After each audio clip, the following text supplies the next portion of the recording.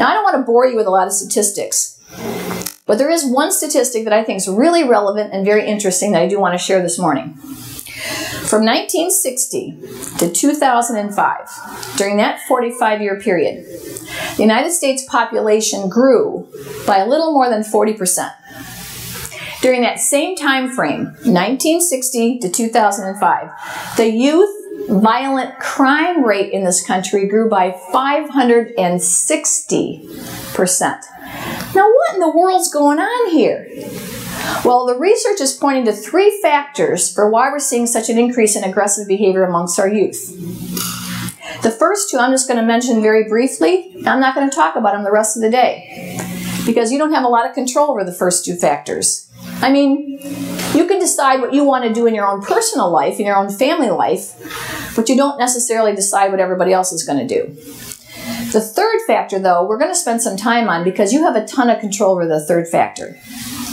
So here's the first one. It has to do with our parenting as a nation. In 1960, it took 40 hours of work per family to maintain a middle-class lifestyle. In the year 2012, it takes 80 hours of work per family to maintain a middle-class lifestyle. So if you have 2 parents raising children, they probably both have jobs. If you have a single parent, they often have 2 jobs just to make ends meet. The result of that is that we are spending 40% less time with our children today than parents did in 1960. 40% less time. You can't have quality time unless you have quantity time. So we have kids in this country who are completely under-socialized. The kindergarten and preschool teachers and the first grade teachers know this best. Kids are coming into their classrooms. They do not have the ability to sit and listen to a story, share. They have no impulse control. Frustration tolerance is zip. They have no anger management. All they know how to do is hit when they're angry about something. How many of you are teaching little guys and girls? All right, so you probably know this best. So that's the first factor, is our parenting. Parents are tired, they're worn out, and it takes a lot of effort and consistent effort over time to do a good job socializing children. It's a huge effort, and parents are tired. The second factor for why we're seeing an increase in aggressive behavior has to do with our culture. In the year 2012, we live in a modern American culture that has become increasingly toxic for raising kids. Everywhere you look in our culture, there are tons of examples of vicarious violence, a crude form of sexuality, mean-spirited competitiveness, shallow materialism, spiritual emptiness. And these social toxins, these social poisons, they seep out into every single thing our kids touch.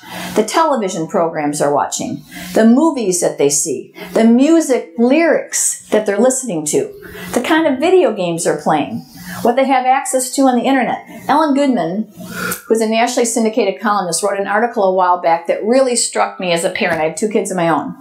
She said, ours is the first generation of parents that has had to raise their children in a culture that actually works against good parenting. Now think about that for a minute.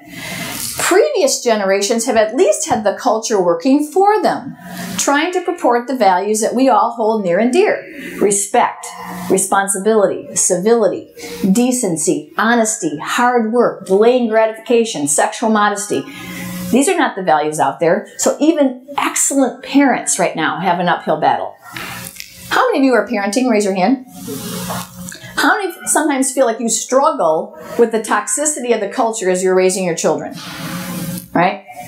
The third factor for why we're seeing an increase in aggressive behavior, this is one we're going to spend some time on today because you do have some control over this, is that increasingly kids and adults think they are entitled to use aggression, mean behavior, bullying, harassment, cruelty, all of it, as a problem-solving method, as a communication tool, as a way to get what they want. And increasingly, using aggression, mean behavior, harassment, bullying, all of it, as a problem-solving method or a communication tool is tolerated.